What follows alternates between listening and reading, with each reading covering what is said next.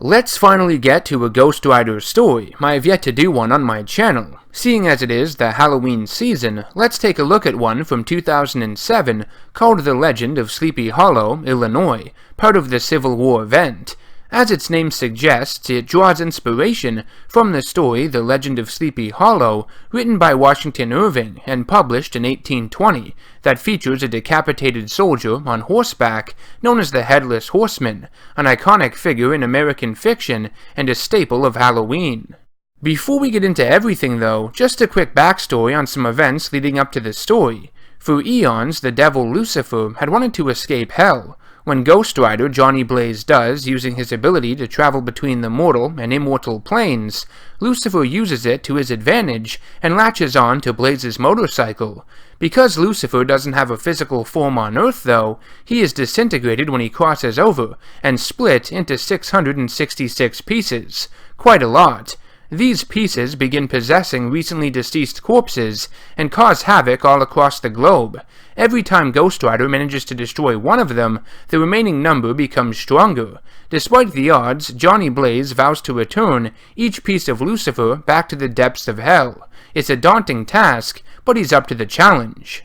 Alright, now without further delay, let's dive into The Legend of Sleepy Hollow, Illinois. While out with her boyfriend Cameron late one night, Emily's date turns scary as he speeds past her parents' house and intends to force himself onto her. After they stop and Cameron gets out, making his way to the passenger side door, he is interrupted by a burning light, and after hearing a strange noise and red fluid running down his torso, Emily realizes that Cameron has been decapitated. The next day, while investigating, Sheriff Harry O'Connor is informed of a man sleeping in the bushes of the country club, covered in blood. It turns out to be Johnny Blaze, and when the sheriff arrives, he proceeds to beat and intimidate him, believing Blaze is the one responsible for the crime the previous night. Sheriff O'Connor gets a few good licks in, but Blaze transforms into Ghost Rider, which puts an end to it. O'Connor awakens in the hospital having little to no memory of what happened, and is told that several more murders have taken place, more decapitated teenagers. Witnesses say the killer's head was on fire, which makes O'Connor believe Ghost Rider is the one responsible. We cut to the Levins' home where a terrified woman asks her son to untie her so she can pray. Her son, Stephen, also known as Jack-o'-lantern, recently killed by the Punisher, refuses, saying he's had a busy day and just wants to watch TV. The next night, a couple of teenage boys, Marcus and Donnie, are out after curfew. They get startled by a bright light and run across a bridge leading into town as a flaming pumpkin flies through the air behind them. Marcus jumps into the water to avoid it, and Donnie is not far behind. As Marcus pulls his friend to safety on shore, he realizes that his head is gone, another victim of Jack-o'-lantern. The villain appears before the young boy, possessed by one of the pieces of Lucifer. He tells Marcus he can save him, at the cost of his soul. But before the deal can be finalized, a chain wraps around Jack-o'-lantern, and he is yanked away from Marcus as his head pops off. It's Ghost Rider, who proceeds to drag Lucifer behind his motorcycle, and then stops suddenly, hurling him into an oncoming semi-truck. The driver slams on the brakes and gets out to see if what he hit is okay. Ghost Rider appears though and tells him to run away, quickly. As Blaze walks towards Lucifer to finish him off, he utilizes the wrist blaster on Jack-o'-lantern's body. Though it has no effect, he is able to use it as a distraction, allowing Jack-o'-lantern's pogo platform to arrive so he can escape the spirit of vengeance.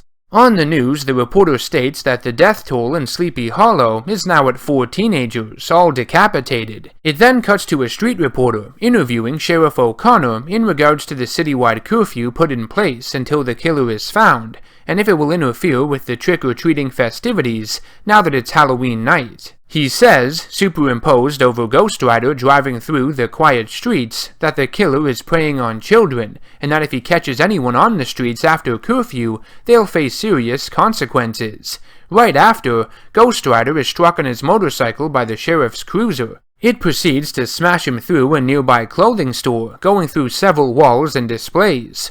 O'Connor gets out holding a massive gun, expecting it to be enough to put the Ghost Rider down. He still thinks Johnny Blaze is responsible for the killings, but the spirit of vengeance tries to prove his innocence. Lucifer is in the town cemetery, and is reveling in the fact that it's not only Halloween, but that he's in Sleepy Hollow. How perfect! He wants to go trick-or-treating, and decides to reanimate the dead, though their haul will include less candy and more severed heads. Ghost Rider continues to plead his innocence to Sheriff O'Connor, whose gun begins to melt from the intense heat from the flames. Ghost Rider threatens him to stay out of his way, and hurls the sheriff outside into a parked car. They begin to stare each other down, until the spirit of Zarathos unpossesses the body of Johnny Blaze, and he collapses. O'Connor takes him to his basement and ties him up, to interrogate Blaze and get some answers. Johnny tells him who he is and why he's there, to send the devil back to hell. When O'Connor asks him what the devil looks like, Blaze tells him about a pumpkin on fire. The sheriff calls the owner of the local cemetery Ned, who tells him the Levin's grave had been dug up, along with several others. O'Connor believes Blaze's story and unties him, filling him in on who Levins was, a local boy who grew up into the hired killer Jack-o'-lantern, who was killed by the Punisher. The two go to the home of the local preacher, telling him the end times have come, just like he said they would. The preacher packs up his things and leaves, allowing Blaze and O'Connor to set a trap. Later, Lucifer and his zombie horde arrive at the house. I love how it's drawn in first person. He attempts to say trick or treat, but gets his head blown off by Sheriff O'Connor and his trusty shotgun. Lucifer collects himself as his bumbling zombies just stand there. He orders them to attack, but even they fall prey to O'Connor's weapon. As Lucifer is distracted by the battle, Ghost Rider manages to sneak up behind him for one final round.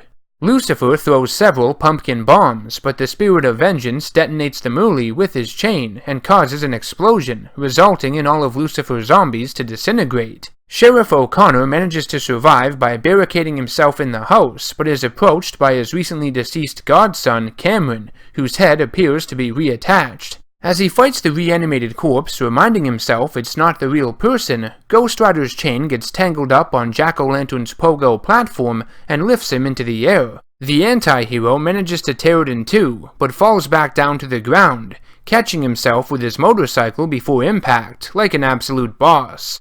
O'Connor stabs Cameron in the back with a fork, but his head turns right around. That's creepy. As the sheriff kicks him into the fridge, which falls over face down, he tells him how bad of a kid he was. If he hadn't been killed, he would have ended up killing someone else. Lucifer arrives with O'Connor's shotgun to finish him off, but the sheriff tells him there are no bullets. It distracts the devil long enough for Ghost Rider to sneak up behind him and yank him out of the kitchen with his chain. If you can't take the heat, you better stay out of the kitchen, am I right? Ghost Rider drags Lucifer through the house until he reaches a room filled with explosive charges, which O'Connor detonates, destroying the preacher's home in the process. Ghost Rider walks up to the heavily weakened piece of Lucifer and proceeds to punch him in the chest, rip his heart out, set it on fire, and then put it back in, finally destroying him. Johnny Blaze opens the basement door where O'Connor had hid to survive the blast. He thanks him for his help, but the sheriff tells him to leave and never come back, as we see Blaze ride out of Sleepy Hollow. To be honest, I've never really been all that familiar with the Ghost Rider character. I mean, I know who he is, and I've seen the movies and played the video games he's featured in, but it's still unventured territory for the most part. I'm new to the comics themselves. I wanted to review a Ghost Rider storyline this year for Halloween, and when I learned of one featuring one of my favorite lesser-known villains from Marvel, Jack-o'-lantern, even if he was being possessed by the devil Lucifer, it felt like a match made in heaven, or I guess hell in this instance. I'm going to go out and say it. The Legend of Sleepy Hollow, Illinois is one of my favorite storylines I've looked at so far for Halloween. Is it the best written? Not necessarily, but it oozes the Halloween season with its vibrant images, references to All Hallows Eve, and the fact that it manages to be both funny and terrifying at times. It's the full package. Out of all the comics I've read, I couldn't recommend this one more. It's a blast to sit through and the perfect comic to take out during Halloween time. Does it have its issues? Sure, but if you're a fan of Ghost Rider or Jack-o'-lantern in any way, I'd say pick it up. Why not? Obviously, Lucifer is a very intimidating antagonist, but putting him in the body of Jack-o'-lantern in the town of Sleepy Hollow as it nears Halloween is an ingenious move. There are countless moments where the story has you laugh at him. It's very self-aware. You could say that this makes him less threatening or serious, but I disagree, because given the nature of the situation, where they're located, and the fact that the devil has plenty more pieces left which will become more powerful if this one is taken out, why not ham it up a bit? Might as well. Look where they are. Look at the circumstances. It makes perfect sense. It's apparent that Lucifer, in the body of Jack-o'-lantern, plays the role of the Headless Horseman from the legend of Sleepy Hollow. He even hurls his head like a missile at a couple of kids, crossing the bridge into town, similarly to what happens to Ichabod Crane in the original tale. The beheadings are quite unsettling in this storyline as well. They add to that intimidation factor of Lucifer in this comic, especially since he targets teenagers. How evil is that?